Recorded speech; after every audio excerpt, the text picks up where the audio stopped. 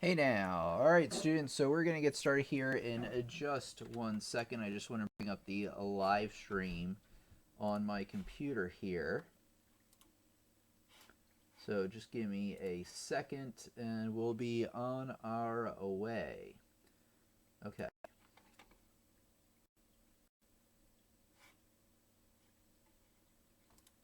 Here we go.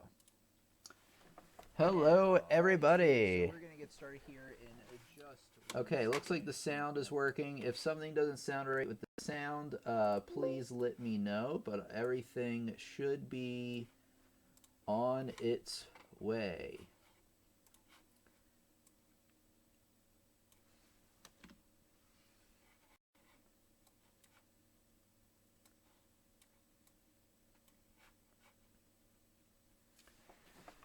All right, ready and praying it works tonight, says Mike. Hello, everybody. We got Karen here once again. Linda's back again. It looks like we are here and live. Like I said, let me know if you can't hear me, but I think the sound settings are all good to go right now. Barbara's here. Adria's here. I'm here and ready. All right. Playing through your albums. All right, very good. And then Mike says, been watching some of Tim's videos on his site. First Step student page, gaining a lot of knowledge. All right, thank you, Mike. I thought students would find that page helpful. All right, let's see. Anybody else here, or is that it so far? Looks like looks like that's it so far. Adria says, "Hey, it works." So I had a little bit of a scare when I first. Oh, time change! I forgot to tell you the time change today, which hopefully did the email go out on time? I hope it did. Other than the time change, I turned on my computer, I don't know, like 20 minutes ago. Figured I'd start it up a little bit early.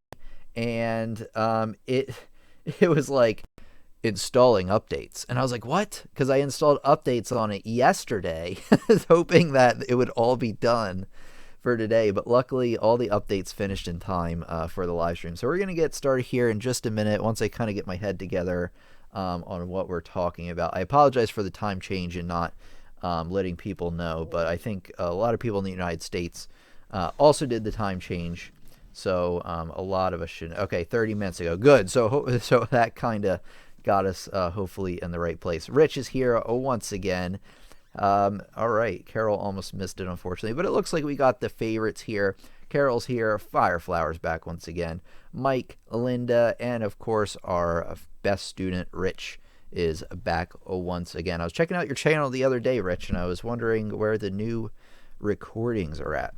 No rush. I was just looking through and I was like, man, there's nothing new here. All right. Let me think about what I'm doing, which is always a good idea. There was no stream on Friday because of technical difficulties. It was really, really frustrating on my part. I think there's a glitch on YouTube's end, and it said I was over some kind of quota, API quota, and it wouldn't let me stream. So I'd apologize, but it wasn't my fault. Oh, Arizona doesn't change. I did not know that. That's interesting. Okay, let me make sure we're all good to go. And then we are going to get started here. I'm going to launch the Facebook stream.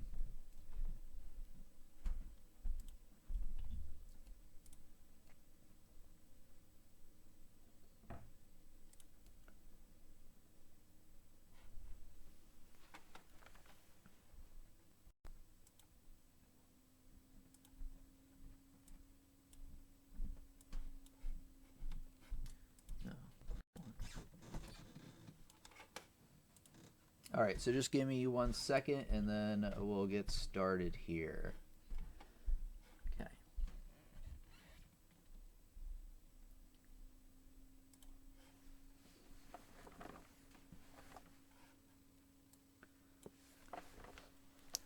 Hello, students. Welcome out to our classroom, piano lessons on the web. And if it's your first experience out with us today, I'd like you to like our page if you're on Facebook and subscribe if you're on YouTube, because we have new live lessons coming out every Friday and every Sunday at 8 p.m. Eastern Standard Time, and you don't want to miss a beat. So make sure you like and you subscribe. Tonight we are talking about the 4 chords you need to know about when playing piano, because these are used in hundreds of song. So just give me a second and then we'll get right into it.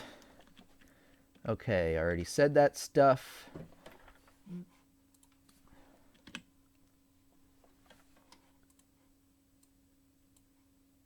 Okay. Oh, and I want you to share this lesson because I want as many people to attend as possible. The more students we get to attend, the better of an experience we will all have and a better discussion, of course.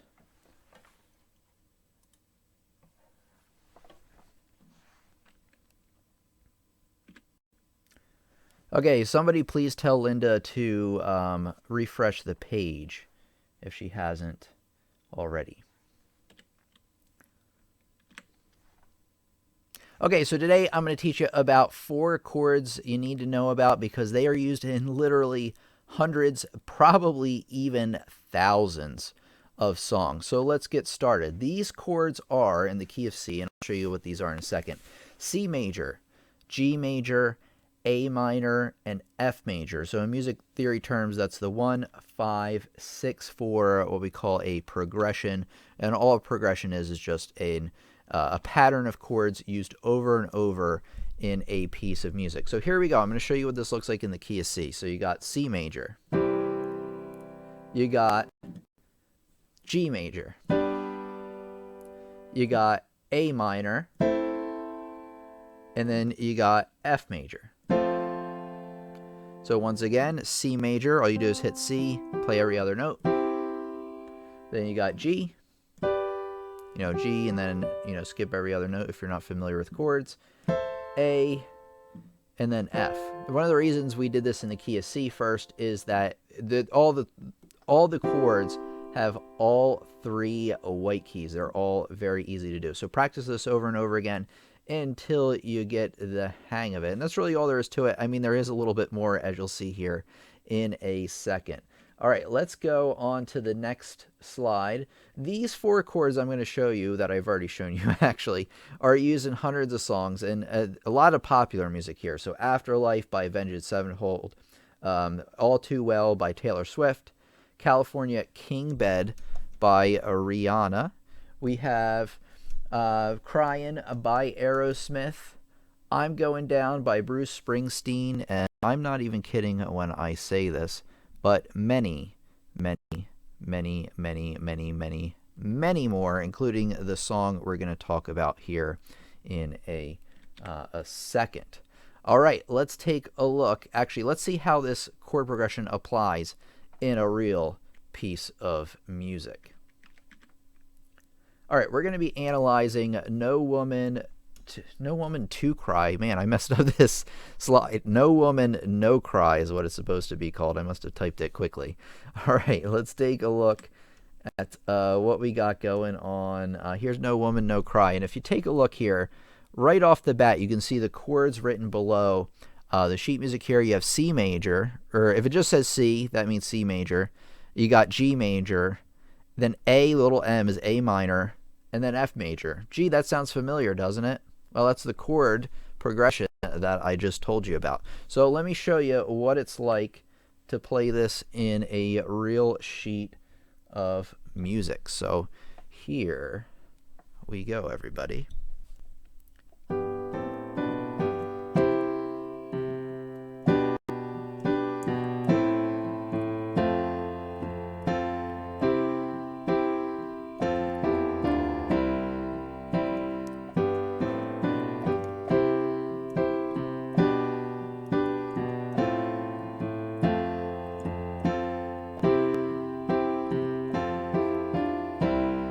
And as you can see throughout the piece, it repeats over and over and over again, even in the main part of the song. Let's see.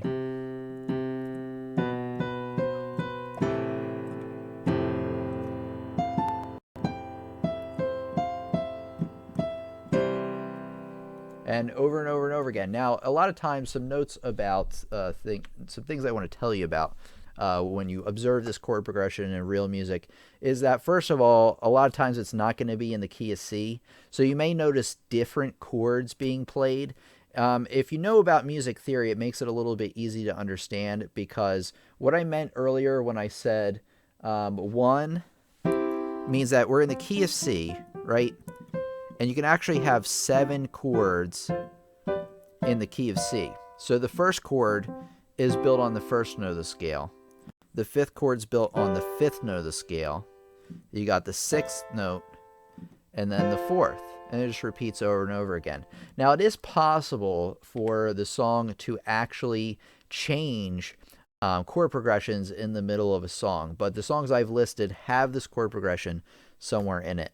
Another thing you might come across is they might throw in, or they may change up the order of the chords a little bit. So you may see something like 1, 4, 6, 5, or something like that. So just know that you can see it change around a little bit from time to time. Okay, and I want you to practice this progression not only in the key of C, but in other keys as well. So the key of G will be, and go through these keys at least. If you know more about music theory, go through in all the keys you need. But in the key of G, the progression is G major, D major, E minor, then C major. So let me show you just kind of what we're working with here. So in the key of G now, the 1 chord is now a G chord because that's the first note of our scale. And then you want 5, right? So that's up to D. So G, D, you move up to the 6, and then the 4. Notice how it has the same pretty much sound pretty much to it. And remember, you want to be practicing these in different keys because you will see this progression in these different keys in the songs that I talked about. And one of the reasons we're learning this today is that once you get the hang of this progression, it will make it a lot easier to play these songs. I know there are some other videos on YouTube that say this one chord progression can make you play thousands of songs instantly. Well, that's a little bit of a stretching the truth a little bit. It helps play these songs. It doesn't mean you can play them instantly because there's other notes and melodies and things going on of that nature. And then go through and play it in the key of D. I'll show you the key of D, and then I think you'll get the idea. So in the key of D, it's D major, which is 1, 5, A major, B minor, and then the G major. All right, and then you got A major. Actually, I'll just show you all these so you know what they are, know what the chords are. A major, and then you got E major, F sharp minor, D major, and the last chord or last key that I want you to practice in is F major. So you're going to play F major, C major, D minor, and then B flat major from there. And that's really all there is to it. That's what I want you to practice to get the most out of this. And if you're new and you like this lesson, I definitely want you to subscribe because we have new lessons coming out all the time, and I want you to become a bigger part of our classroom. And by subscribing, you're going to get the updates of when we're meeting, when I'm putting lessons out. You can expect new live lessons Friday and Sunday at 8 p.m. Eastern Standard Time. So you definitely want to subscribe so you don't miss out. So that's all there was for it today. If you like this kind of lesson, leave me a thumbs up and even, leave me a comment that you liked it, and I'll do more lessons like this one. So thanks everybody for watching. This is Tim from Piano Lessons on the Web, and I'll see you for the next lesson. Okay, we're still here. That was just for when I pieced the lesson together, the recording for YouTube. I'm going to answer some questions now about what we talked about. It looks like we have a few. Julio, I apologize. They said, hello, I didn't know the stream started earlier today. It actually, my time didn't. We changed times today. The East Coast of the United States changes time zones on March 11th, apparently, and then also again in the fall. So I apologize that I didn't really think it through and notifying people because I just assume everybody lives where I do. But I have worked with people from China and Africa and things like that, so I should have kind of known about it ahead of time. So sorry about that. Let's see. The stream starts too late for us Europeans. Rich says, Tim, should you play these as inversions? And the answer is yeah. I would practice them in root position first, and then go through and use the proper voice leading rules I gave you. Whenever I do something new like this, where I introduce a chord progression, I'm really making it as easy as possible by putting them all in root position. And if you're not familiar with what inversions are, that's it. Like, instead of playing the chord evenly stacked like this, where you have a note, not a note, a note, not a note, a note, like that, you are actually changing up the order of the chords. So you still have C, E, and G. It's just in a different order. So somebody as advanced as Rich, yeah, you definitely want to be playing these in your different inversions. In fact, do they appear that way in this song? I think they... Oh, it starts in first inversion. Okay. Yeah, so... This one uses almost proper voice leading. It's just that they kind of jump down for that last chord Bob Marley does right there. But I think that's because you have that melody on top. You know, he wanted to keep that in there. So that's probably why the chords are like that.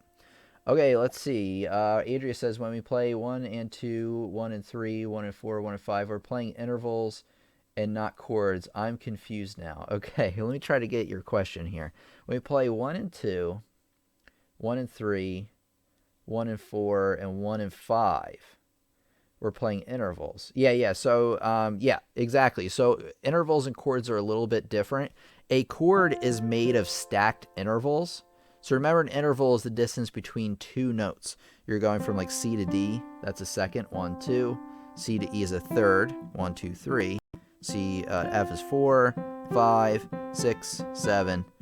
Octave. And we did a lesson a couple of weeks ago about reading music better using intervals. Well, this reading chords is a little bit different. That's kind of combining intervals together.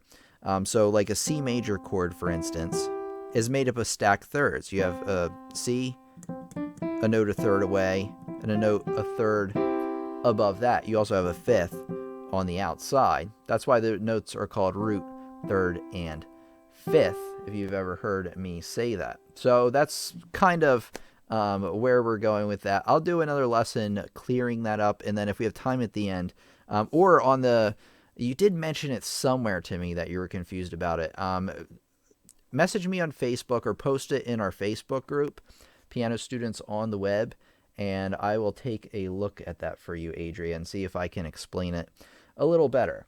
We got Kawhi says, hey, Tim Marino, can you play by ear? Just wondering if you can show us.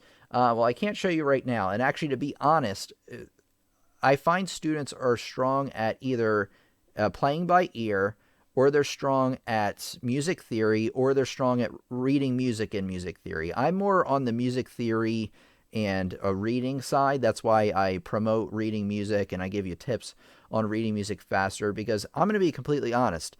I lack a little bit with my ears. I can hear a lot better than I used to because of ear training and things like that, but I'm definitely more on the theory and cerebral side of things rather than being able to hear and then reproduce it perfectly. I know people who can hear a song and then reproduce the chords and the melody, and to me that's mind-blowing. I can get the melody sometimes if I work on it enough, but just being honest there, that it's something that I've worked on, gotten better at, but I'm by far a master with.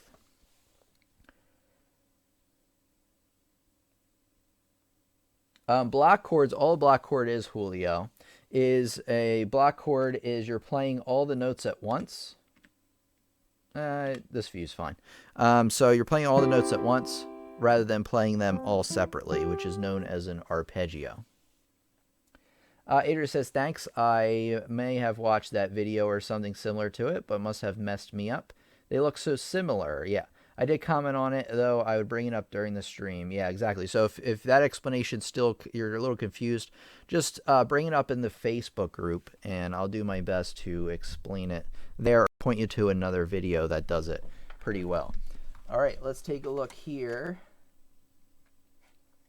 And again, if you're new and you're just joining us, either on Facebook, like our page, and then if you're on YouTube, subscribe, because we have new stuff coming out all the time, and you don't want to miss out. I want as many people to be part of our classroom as possible. We're doing really, really well here with the live streams. We're getting a lot of people coming back, and it's really amazing. And I'm really proud of what we've been able to do because we have great discussions every single time now. Hey Tim, can you share the sheet music to us? Yeah. Where did I find No Woman No Cry? Oh, yeah. Let's see.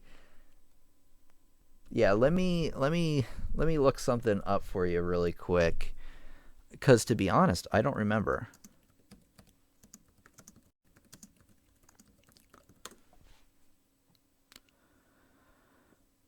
Okay. Oh no, this is Bing. I don't like Bing. I mean, Bing's okay, but I think all I did was I typed in No Woman No Cry sheet music, and I found it that way.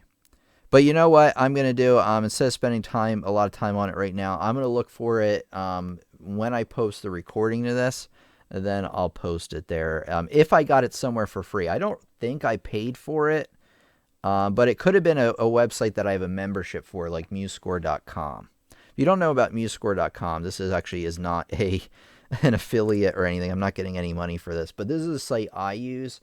I think you sign up for like a yearly fee.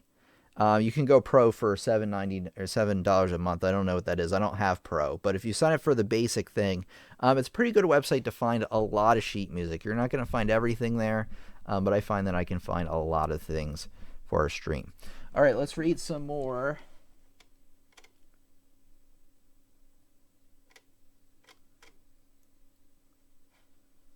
Okay, Kawhi says, let's see here. Kawhi says, I'm neither one of those. Ooh, we almost lost the we almost lost the curtain behind me. Kawhi says, that I've seen some crazy videos of people playing songs that they've heard sometime in the past. Yeah, I've seen that too, where they're really, really good. Kawhi also says, Kawhi Senpai. I'm going to say Kawhi Neko Senpai. So you're like Cat Senpai. Chan is like a name they use for a girl. So I don't know what Kawaii is though. Cat Chan. I'm gonna call you Cat Senpai. Neko Senpai. All right, I'm neither of those three things yet. I want to continue learning theory in order to write my own songs for fun. All right, so check out my music theory playlist if you haven't already. Let me show everybody this because this is really helpful part of the channel. Let me bring this up though in case I don't show you anything stupid by mistake like my like inner YouTube data that you really don't need to see. That might even be against terms of service. I don't know. Let's see here. Type in lessons on the web, and you click on where we're at. And then what I want you to do is you head over. Actually, you know what? If you just scroll down on the main channel page, you're going to see it right away. They're the ones with the green thumbnails right here. Beginner's Music Theory course. So just go to the main channel page, type in lessons on the web, go there, and then scroll down. You'll find music theory if you haven't seen that yet. Okay, Kat Senpai says, my name is Satire. You can call me Zach if that's easier. I'll call you Zach Senpai because I think that's funny. I like calling people Senpai. If you don't know what we're talking about, it's a Japanese thing.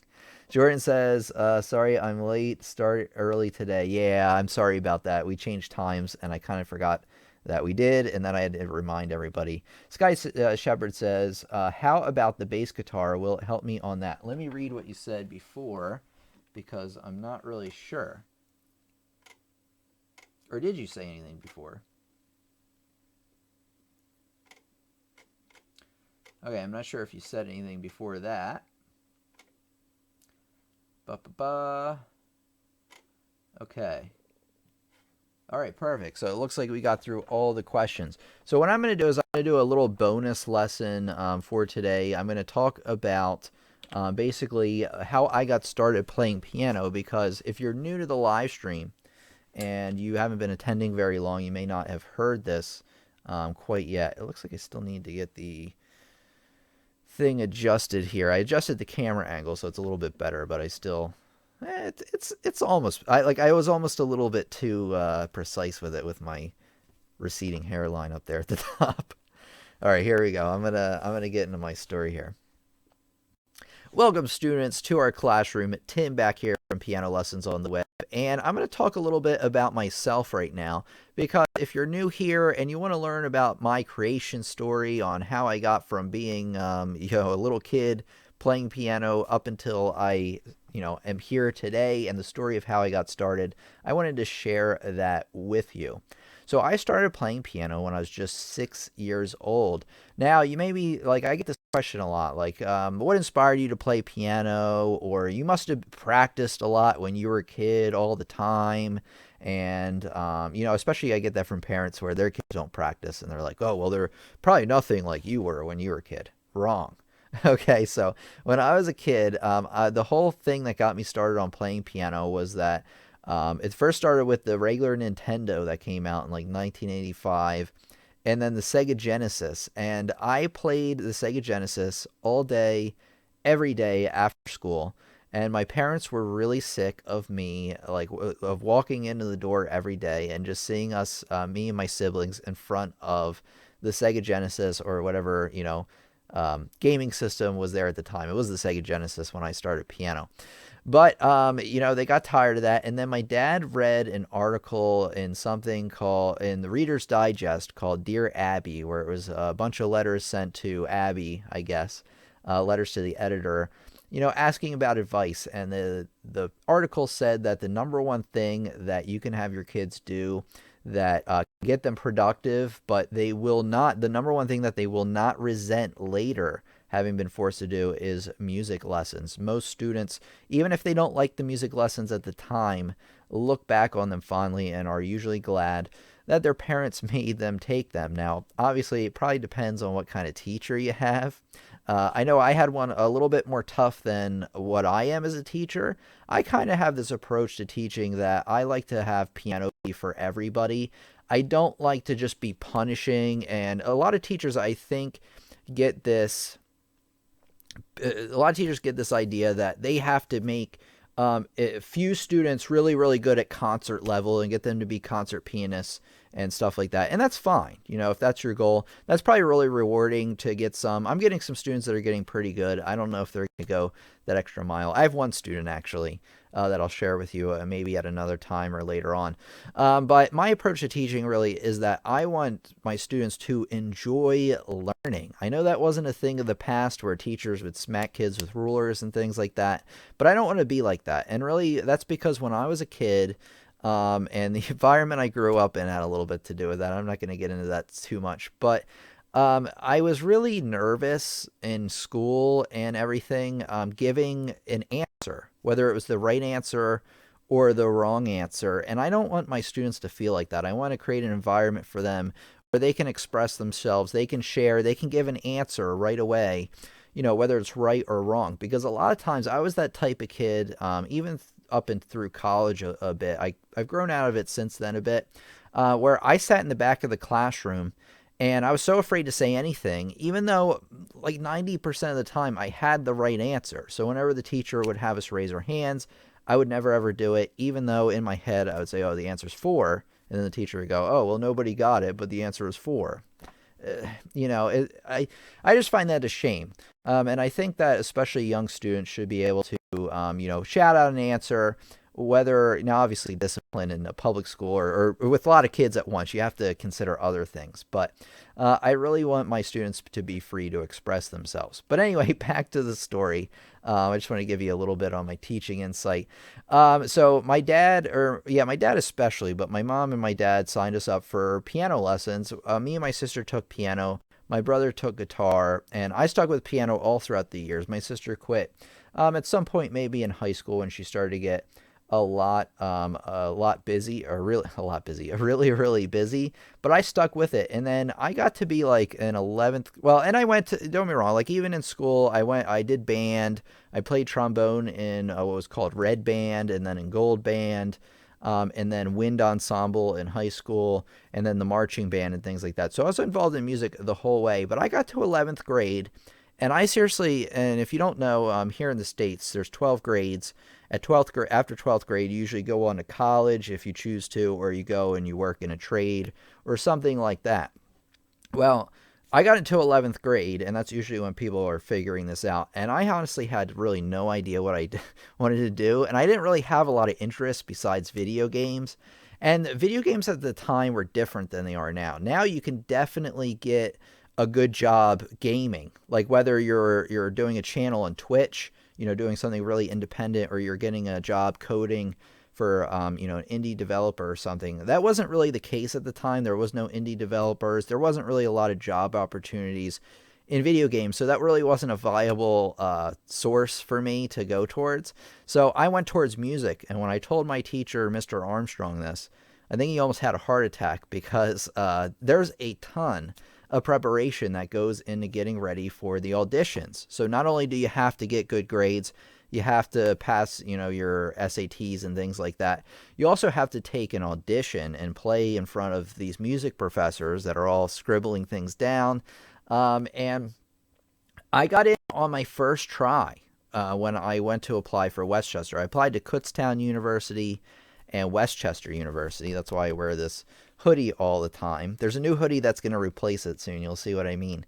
But I got in my first try at Westchester, which a lot of people didn't do. I mean, a lot of people did get in their first try, but a lot of people didn't. And I was just talking about ear training earlier, about how I'm more of a theory person and being able to look at music and analyze it. I'm really good at that. What I'm not as good at is ears, using my ears to figure things out. And guess what was a big thing that was scored very heavily on the exam? The entrance exam was ear training and things like that. And I had barely practiced it at the time. I was ready with my piano skills and everything, and they were pretty impressed with my piano playing. But the professor there, Dr. Valletta, I believe was his name. He was like 80 some years old. He sits down with me and my mom, who was with me at the time. God bless her. And he was like, he's like, you are the most borderline case I've ever seen letting somebody into the school. So apparently I was like at the bottom overall. He said, your piano playing is really good, and we can tell you're really gifted in that area, and your music theory scores were passable. They were decent at the time. I'm a lot better at theory now than I was at the time. But orals, which is using your ears, I like bombed. I think I got a 0. Or something like that, like really low. I think a high score is like an 80. I think I got a 0. And they were like pondering whether they should let me in or not. But they did, thankfully. And the interesting thing was, when I got into college, whenever I took orals, I struggled. Orals 1, I had to take twice, I think. But I did pass it on my second time with like a B or maybe a C. The problem with orals 2 is you had to pass it with a B. So I must have gotten a B in orals 1, or I wouldn't have passed. To pass with a B minus or better instead of a D or an F in most cases.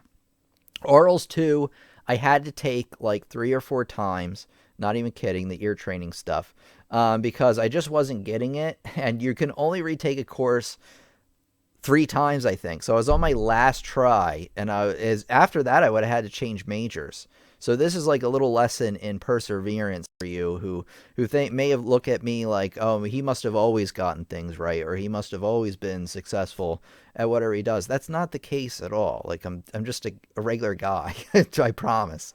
I'm not like I wasn't always like the top of the class or anything like that.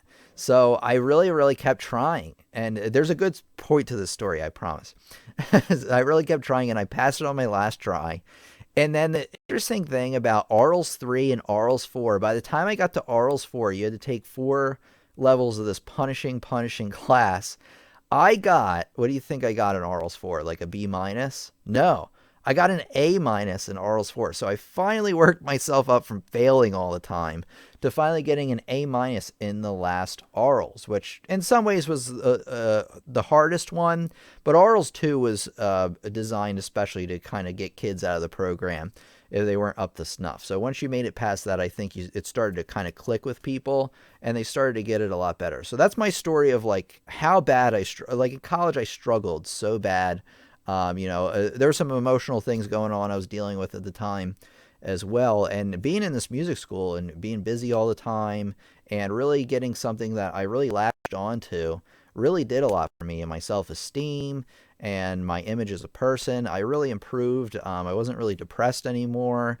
And that still continues today. It still continues to improve. I mean, with all of you here, it really, really helps me out. Really helps keep me going, especially after the year I had with a lot of deaths in my family. So, yeah, continuing on from that, even in piano in the beginning, I struggled. I remember my teacher, I switched teachers in the beginning because the original teacher I had was really frustrated with me. And then I just changed to Dr. Craig, the teacher I had for the remainder.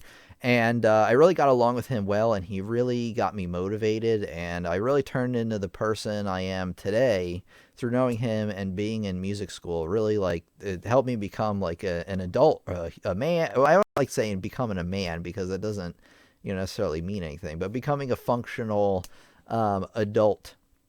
So I really owe it to music school.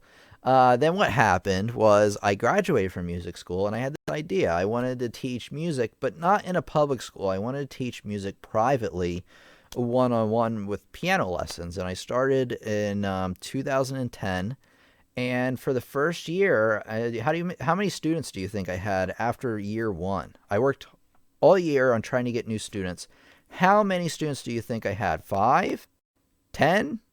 2? No, I had one student the entire first year, and it was very, very punishing and very, very discouraging. So another lesson for you, as you're going to find out. I mean, obviously, you know how it turned out. We're all here, but very punishing. And I felt really dejected a bit. I wasn't ready to give up. I don't give up too easily. But what I kind of got in my head was, okay, it's going to take some time really to get this thing moving. And then what I did was I signed up for a master's program in information technology because that's a really good field to be in. It's another thing I'm very, very good at all around, except for getting the live stream to work last time. But I'm really good with computers, at least I think. No, I have to be. I did really, really well in the program. I got like a 98% average. And made Dean's List and all sorts of things like that, or honor society and things like that. So I did that. And then I got a year into that, and I finished that program. It took me 2.5 years or something like that, but I got a year into the program. And how many students do you think I had 2 years into teaching, which was a year into my master's degree? Do you think I had 2 students? Right? It would make sense. I got one year. I'd get another one the second year. Do you think I had 5 students? Right? Maybe I'd improved. I had, at the end of year 2, 22 students. So clearly things were starting to work out for me and really, really starting to build and get really interesting finally. And I was elated. And I was also thinking like, well, I should definitely finish this degree because first of all, I put the money towards it. I put the time towards it. And I only had another year left basically at that point. So I figured that I would just finish it out. And then I finished my master's degree. And by that time, I think I had too many students then. I had over 30. And once you start to get past 30 students, it gets a bit hard to manage. Also what happened was in the summer of 2013 or the spring, I decided I was thinking about what I was going to do once I graduated with my graduate degree. And I was like, well, I think what would make sense is to build a website to teach people piano all around the world, because that kind of combines my music knowledge along with my computer knowledge into one to kind of really expand what I was doing. So I think you can probably figure out what happened from there, 2013 on. I started the website then in late 2013, and here we are in 2018 going really strong. I started the live streams in early 2016, I believe. And it's really been amazing since. We have, at the time of this recording, 60,000 subscribers almost. We're going to hit it probably this week. I've had in total, probably over 500 people enrolled in the website throughout the last couple of years. 300 of them were in the last year. So it's really, really amazing that people, are really getting into my courses. I also have courses on Udemy as well, and actually a few thousand people have taken those. So we're really, really expanding, into what we are getting into here. So that was my story I wanted to share with you. Basically, how I started out and how I struggled. I really did. It was not easy for me at all. It, don't get me wrong, like it could have been even tougher. I did have a lot of things going for me. Like I was always fairly intelligent, able to pick things up fairly quickly and things like that. So, but I didn't get everything right all at once. So if you're really struggling with something, just especially if you're really young, keep at it, keep trying. Honestly, the goal, the main difference between somebody who's successful and somebody's not, there's many differences, but one of the things is that unsuccessful people give up and they keep trying new things and giving them up all the time. They have great ideas, but they don't stick with anything. And I find that one of the big keys to success is really sticking with it. You may have times where you don't even want to do it anymore, but you just got to keep going, and you want to figure out ways to keep in love with what you're doing, because if you fall out of love with it, then that kind of defeats the whole purpose as well. So, thanks everybody for listening to me. You know who it is, Tim from Piano Lessons on the Web. Look forward to more great piano lessons and music theory lessons and things like that. And subscribe if you're new here, because we have new lessons coming out all the time and you don't want to miss a beat. All right, let's see here. Doesn't surprise. Let's see. Let me read some comments. Karen says, It doesn't surprise to learn that you were a shy child. I see the same in your early videos. Look at you now." Yeah, exactly. So when I was in my early videos, even in 2013, I'll do an impression of myself. Hello, and welcome. Today, we're going to be talking about quarter notes, half notes, and eighth notes. Like that was just so awkward and everything. I've I watched a few of those also. Tim, would you be available to do a Skype lesson in the future? Yes, Rich. So contact me on Facebook or through email. We've been in contact before through there. The answer is absolutely. We can definitely schedule a Skype lesson in the next few weeks if you want. Not a problem at all. Linda says, and Skype lessons, by the way, I'm not going to do it with everybody because I don't really have time for that, but I'm going to do it for Rich and anybody who's like a real close member of our community here. Let me know if you're interested in Skype lessons. They do cost money, but it is one-on-one attention with me. I do have another plan to get more people in on something. I don't want to mention it right now because I have enough things to work on and I don't want to pressure myself here. Let's see here. Let's see. Folks raise their eyebrows when I tell them my teacher is located in the States. I bet they do. They don't believe it's possible to learn online. I get that a lot. Happily, all here know that belief to be wrong. Right teacher for me. Thank you very much, Karen. I appreciate that. Thank you for sharing your story. You're very welcome, Jordan. And then we got Rich. Thanks for sharing your story. Very interesting. I'm envious that you knew what you were passionate about at a young age and pursued it professionally. I did and I didn't. Excuse me. When I got to be in 11th grade, when it was time to change or to pick majors, I picked piano because piano was like the only other thing other than video games that I had any interest in at all. And actually, I would have probably went into gaming. If it was 2016 rather than 2006. When I was getting ready to go to college, I probably would have went into something with gaming, to tell you the truth, because at the time, that's really what I was interested in. And now I'm actually more interested in music than anything. I do play games from time to time because gaming to me, it sounds weird, and you wonder, some of you may wonder why I talk about video games and I light up whenever somebody mentions video games. Video games to me is like paying an homage. Playing video games is an homage to where I came from, because if it wasn't for me playing video games all the time, I would have never been forced to take piano lessons. So in a way, that's why we're all here. So every once in a while, I just like to reconnect and play some games.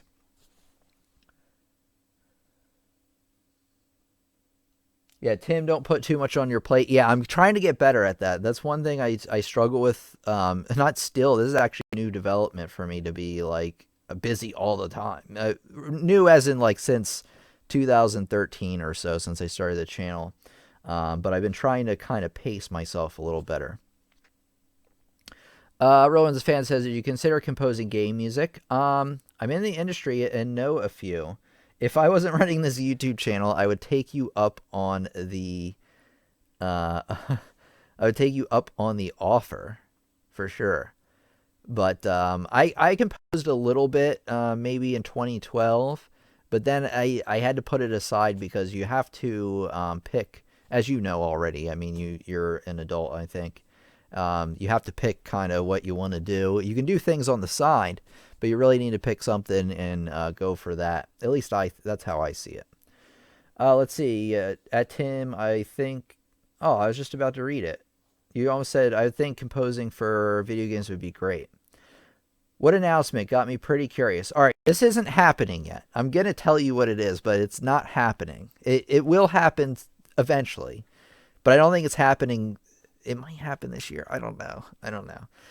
My idea was to create a program that you could sign up through my website, which would be I don't know how many weeks it would be, but let's just say 5 for an example. It would be a 5-week program where I meet with you once a week for, let's say, an hour over Skype for 5 weeks. So I give you 5 private lessons over 5 weeks. And before we begin, I'd have you submit to me a list of your goals, the things you're trying to accomplish, and I would kind of design a course or a practice, I don't know, like like a course, but with me helping you through it personally throughout the whole way. It would be at a more of a premium price. It'd probably be a couple $100 to tell you the truth, maybe a few $100.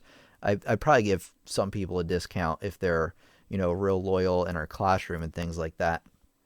But that's what I was thinking is creating a program that's short term, 5 weeks, and personally teaching like one-on-one Skype lessons for everybody that's signed up, and creating what am I looking for? It's not like a syllabus, a curriculum. I'll create like a curriculum for you on things you need to practice over those 5 weeks. So it'd be like a 5-week super training session with me, meeting up with us. And then I'd probably create maybe a private Facebook group for that so that the students that are a part of that can meet together as well, and add in some other things to sweeten the deal.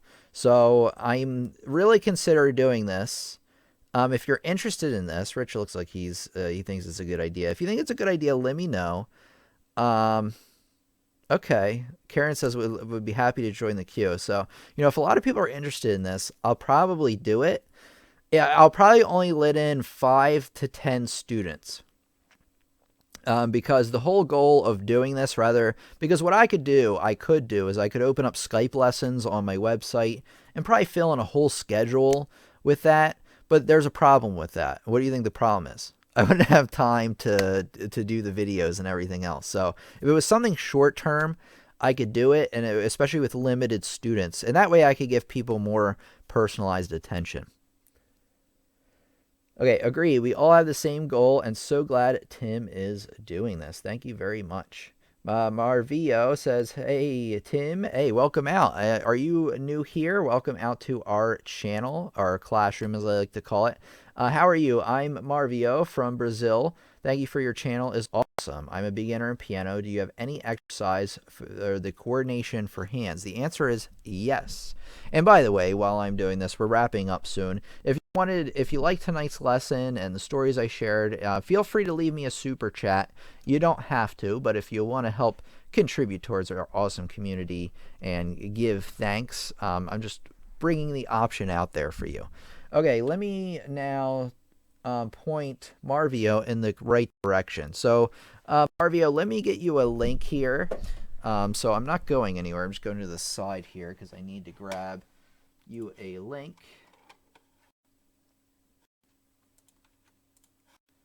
Okay, so just give me a minute or so.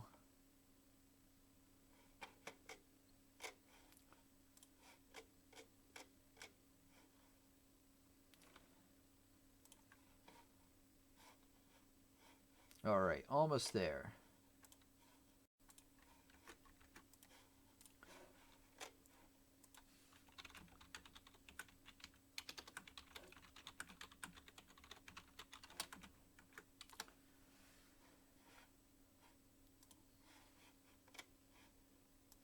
Okay, there we go. We're back.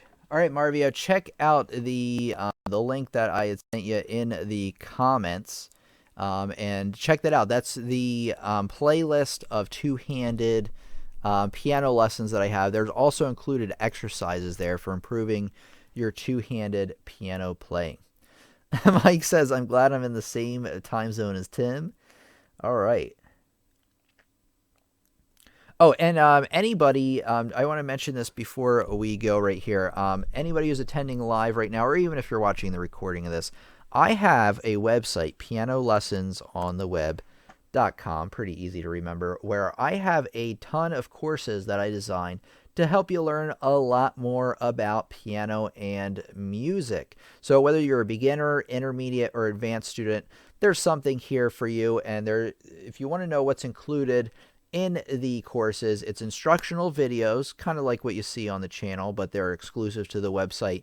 You also have printable sheet music examples, assignments, activities, and other things to really not only make sure that you're learning these topics, but you're practicing them, reviewing them, and mastering them. So you get a much, much deeper understanding on music. So just go over there and check out pianolessonsontheweb.com. I highly recommend it. And if you're watching on Facebook, message me, send me a private message on the messenger on the web or on our Facebook page, and I'd be more than happy to help answer any questions you have about it, and we'll go from there. So I just want to tell you about that, because if you like my lessons over here, you're definitely going to like the ones on my website. All right, a Real Winslet fan says, got to scoot again. Bye, Tim. Thanks for the stream. You're very welcome. Marvio says, thank you. I see it now. Perfect. Thank you very much. Yeah, I want to thank, Carol who gave me a super chat. Thank you very much, Carol Christensen, for giving the super chat, and Mike as well. I super appreciate the super chat. Thank you so much for being a part of our awesome community. Rich says he brings up an idea I touted a couple of years ago. How about a piano podcast one day? I would love to do that. Like I said, though, I need to pace myself with what's going on. Actually, let me give you an update on what's happening with the channel. So I met with a branding, not an expert, but like a branding and marketing person. He's actually on YouTube. His name is Roberto Blake. And I've also worked with a friend of his, Tim Schmoyer, and Roberto spent like 2 hours with me a week or two ago, 2 weeks ago, I think, looking over my YouTube channel, give me advice also on my website and things like that. If you check out the main page of the website, that it has changed a bit recently. I think it looks quite a bit better now. And then also, you'll know some things on the channel. The header image is different now. You're going to see something that's coming up pretty soon. That was like a hint for you there, that you can become a part of pretty soon. I'm not going to tell you exactly what it is. You'll have to kind of figure out what it is there. If you also notice on the website, I changed a lot of the images to be a lot more appealing. So I've been like really hard at work. One of the reasons I was so stressed out about Friday and the stream not working was because I spent all week into the website, and I was really stressed out and things like that, getting that done. And then there's a ton of other things he told me that, like, I just have this huge list of things to do now that will really help the channel, get us subscribers, things like that. So that's what I'm working on. But a podcast is something interesting because it would be a great addition to what we're doing. Maybe we could even do one with you, Rich, where we have you on. Other YouTubers as guests, maybe students as well, wink, wink. Yeah. Oh, so you already said that. So yeah, maybe we could have you on as like the first guest. I would love to have my student Wolfgang on. That's not his real name, but Wolfgang's like his pseudonym. He is a student I had from China. I had mentioned him before. he started learning from me in China, and I told this story before as well. And then what happened was, he was learning from me. He wanted to be a world famous musician, like, and he was only like 14 at the time, which is I find very odd these days to find a student that young that has ambition like that. And started teaching him online, and I noticed he had some pretty good talent. And what happened is he was playing somewhere, I don't know, it was a church or a school or something, and a big time teacher, I don't know I need to get his teacher's name, who's like a big shot at this music school, noticed his playing and took him under as his student. And now he's at this music school getting ready to get into a conservatory, and things are really going well for him. He's getting really, really, really good, and I'm so proud of him. But it all started with him meeting me. He saw me on YouTube. He kept messaging me on email, and then I decided to kind of take him under my wing a little bit, giving him weekly Skype lessons. And he did really well, and now he's like really moving on. I want to get him on sometime, even if it's a pre-recorded thing that I put up later, because his schedule is different than mine. I don't think he can ever make the live stream, but just want to tell you about him. Yeah, so a podcast is something I've definitely considered. You know what actually would be a good idea is do a podcast, but have it replace one of our live streams for the week, because that would kind of help me from overloading myself, like doing the 2 live streams a week and the podcast. So that's definitely an idea. So that's something I'm definitely playing with in my mind.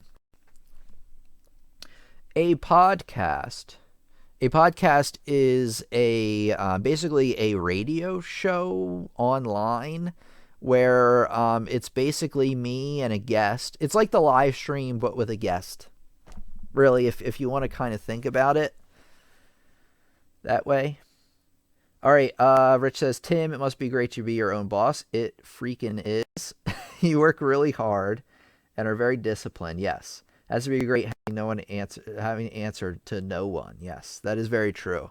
It is amazing being my own boss. However, I'm probably tougher on myself than a boss would be. But I do like not having to put up with the BS and the TPS reports, if you've ever seen Office Space, and all that other stuff. Karen says, oh wait, hold on. But yeah, I definitely love running my own business. It's a lot. It's a lot of work, though. I work all the time on this stuff, all the time, like too much actually. I need to take it easy a little bit. But as you can see, things are getting done and things are improving. Karen says, "Wow, that's a great story. I haven't heard it before. Kudos to you and Wolfgang. Thanks." Oh, something that's definitely happening. That's where I was going with the whole talking to a marketing person. I have gotten requests before for song tutorials on the channel, like how to play either this popular song or how to play a classical song. Those are coming because that will help me kind of get a broader reach to new people. And I was against the idea at first, but the marketing guy kind of talked me into it, that it was a good idea. So we're going to try that for a little bit. You're going to see that probably on the Sunday live streams pretty soon. Song tutorials. And what it's really going to be, because the song tutorials, one of the reasons I haven't been doing them is the song tutorials I put out years ago didn't do very well. One did really well, but people... I didn't have the lesson structured right. So if you don't know, on YouTube, there's something called an audience retention graph. And what an audience retention graph tells you is how many people are watching your live stream or video at a certain time. And if you notice dips in the graph, you know you're doing something wrong. I mean, naturally it'll fall anyway as the video goes along. But if you see them like plummet, and all those videos plummeted because I didn't really know what I was doing. But I have another idea on how to approach it that I think will be better. We would understand if you took a vacation. Thank you, Mike. I did take a mini one. I took a week or 2 off. I may have taken 2 weeks off from the live stream back around the holiday. And you know what? I'm thinking about doing one again in next month. I want to get through spring here because I have a lot of things coming up that I want to get through for spring. Your story was worth listening to. Thanks for sharing it. You're very welcome. TBS reports, great movie. It's met with different conclusions that you can jump to. You know what's really awesome about that character? His name's Tom, I believe, the fat guy with the glasses, and he's bald or whatever. That guy looks and acts in an over exaggerated way like my dad. My favorite part is when he's talking to the guy that's like Dr. Cox from Scrubs. I forget what his name is, but anyway, the two guys that are coming in to like fire people. And I love the part when Tom is like explaining what he does, and they're like, "Wait a second. So you take the, you take the requirements and you give them to your secretary, and your secretary does all the work." And he's like, "No, you have to understand." And then at the end, he goes, "I have people skills," and he's like yelling it. That's like one of my favorite parts of the whole movie.